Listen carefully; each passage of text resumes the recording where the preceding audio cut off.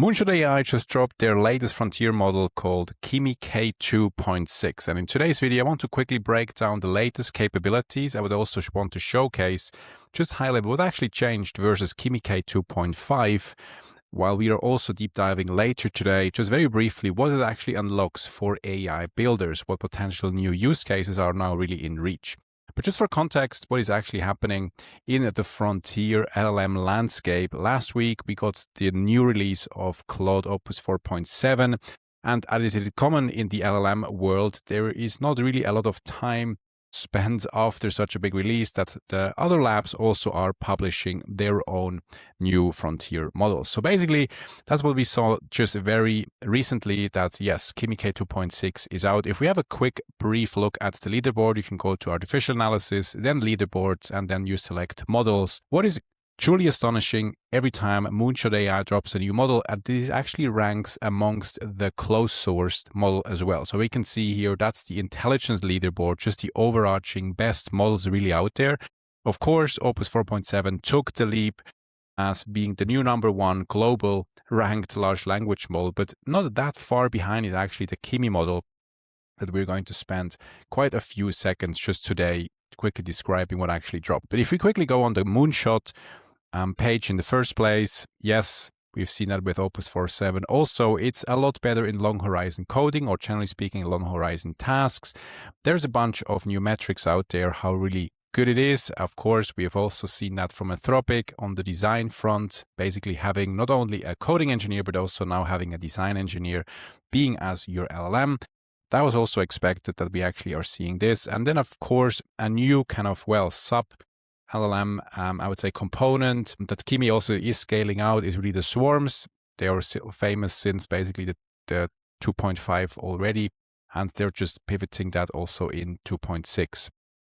That was more or less expected. We have some other quick releases, just how good it is in the first place. But let me quickly just draw back and really zoom out a little bit. What is actually happening in the first place around Kimi K2.6. We've just quickly discussed that it is truly more capable just on long horizon tasks, like every other LLM.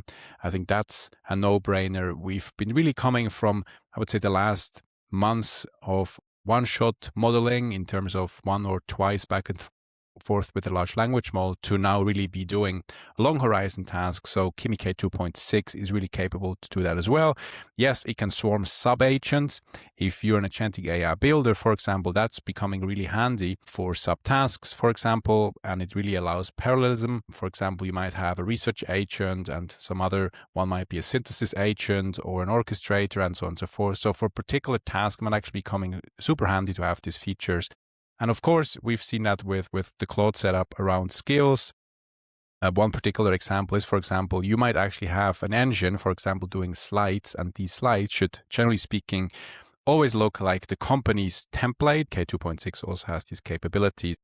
And then maybe this one is kind of a bit under the hood, right? So if you're running an open source model, or let's say an open weight model like Kimi K2.6, depending on the license of these open source and open weight models, you would want to make some sort of an audit if this particular model is actually truly sound and safe for your use case. For example, if you have a use case like we're going to describe just in a second in finance, in legal, maybe construction, insurance, anything that's a little bit more on the data sensitive front, you would want to make sure that your open source or open weight model is, generally speaking, safe for you to use. So you would want to somewhat red team it or internally validate, yes, this is a sound and safe model.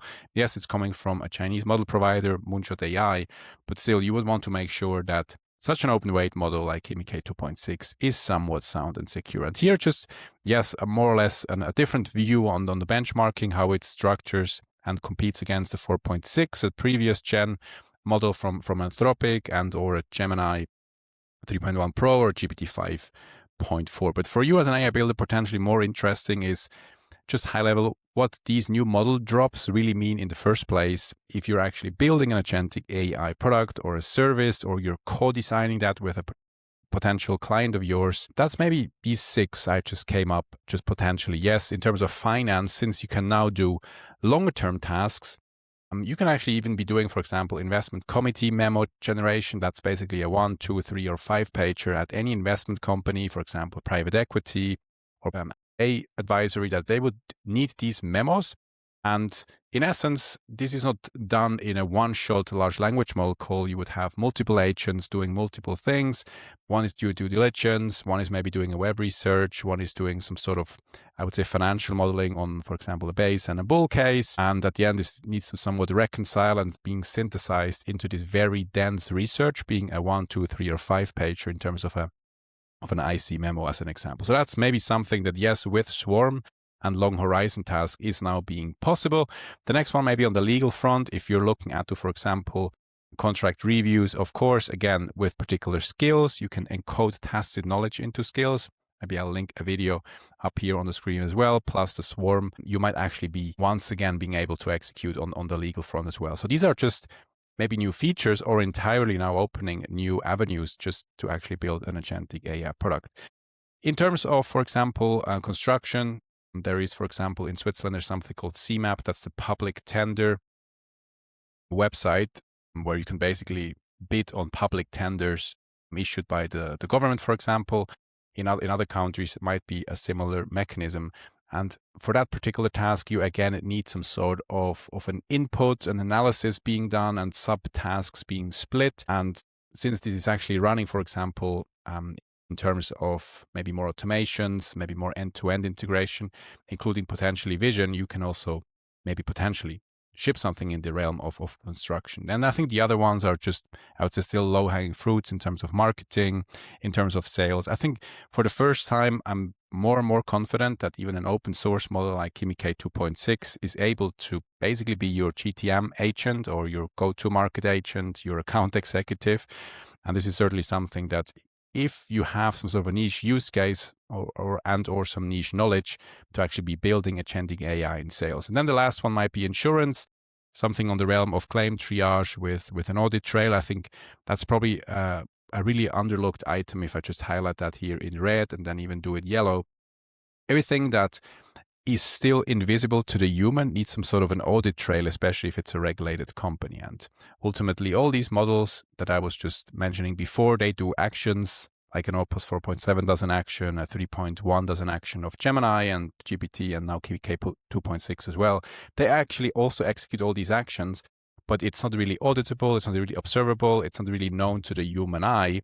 Many of, I would say, the use cases, they're not shipping that out of the box. So you as an AI builder, you can build this observability stack, this audit stack on top, and then be compliant even when the regulator asks or an auditor asks, how was this decision actually made by this agent and which of the MCPs and subsystem the agent actually called, in what parameterization, under what, I would say, access laws and regulations, did it even have the right to access particular subsystems and to read and or write in these subsystems. So all these things you can actually embed even on top, once again, on these use cases, especially if you're building in finance, if you're building in legal, potentially even in construction, maybe sales and marketing a bit less, and certainly, again, insurance.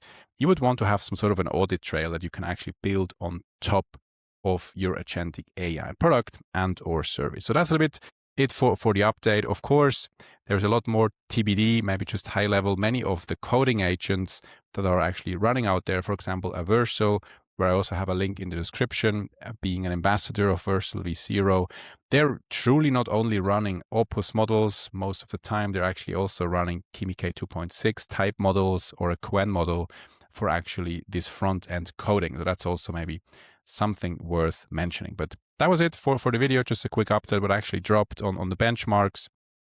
Yes, it is usually landing for maybe just a few days a #1 spot in many of the benchmarks, but TBD until the next model is coming out. And certainly when it will, we'll cover it again on this channel. So that was it for the video. See you in the next one. Take care.